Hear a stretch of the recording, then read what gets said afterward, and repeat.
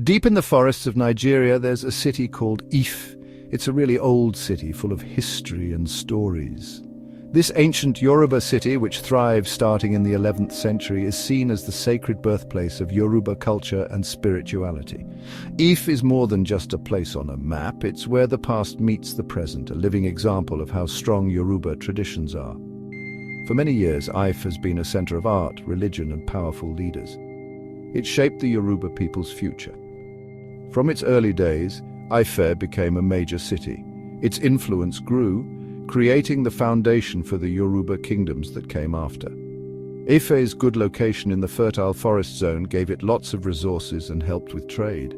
Its skilled artists and craftspeople became famous for their work, especially in bronze casting. Ife's amazing past still influences the Yoruba world today, shaping its art, beliefs, and culture.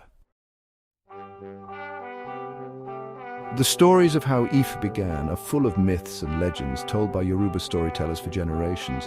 These stories say that the city's founder was Oduduwa, a divine being sent by the supreme god Olodumare. Oduduwa is said to have brought order to the world, bringing light and civilization to the Yoruba people. Oduduwa became the first Oni of Ife, a very important title, both spiritually and politically. His rule started a royal family that would lead Ife for hundreds of years. Oduduwa's children and grandchildren went on to create their own kingdoms, spreading Yoruba culture and traditions all over. Even today, the Yoruba people believe they are descended from Oduduwa, making Ife the cradle of their civilization. Oduduwa's story still brings the Yoruba people together and reminds them of their shared history. The most important person in Ife is the Oni, the city's ruler.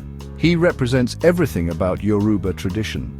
The Oni is seen as a holy king, a direct descendant of Oduduwa, and someone who can talk to the gods for the people. His power is more than just on earth, it includes the spiritual well-being of his people. The Oni's court is a place of power, attracting artists, smart people, and important visitors from all over the Yoruba world. When he speaks about religion, culture, or justice, people listen carefully. The Oni's palace, a big place with courtyards and shrines, is a symbol of his power and a place where Yoruba history and tradition are kept safe. Even now, the Oni of Ife is a respected leader, a protector of Yoruba culture, and a symbol of unity for his people.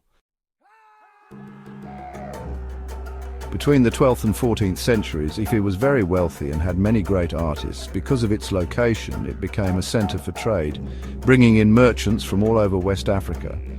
Ife's skilled artists made lots of things like cloth pottery and beautifully carved ivory. But Ife is most famous for its amazing bronze and terracotta sculptures. These beautiful works of art are incredibly lifelike and show us how skilled the artists were. They tell us about the lives and beliefs of the people of Ife.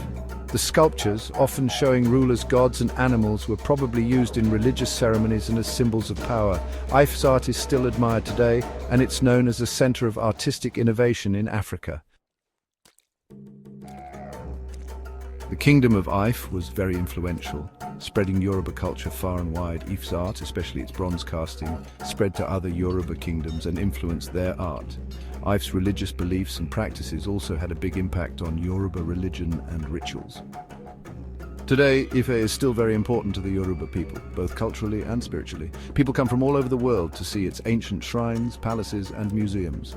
The lasting impact of Ife's art, religion, and government shows how strong Yoruba culture is.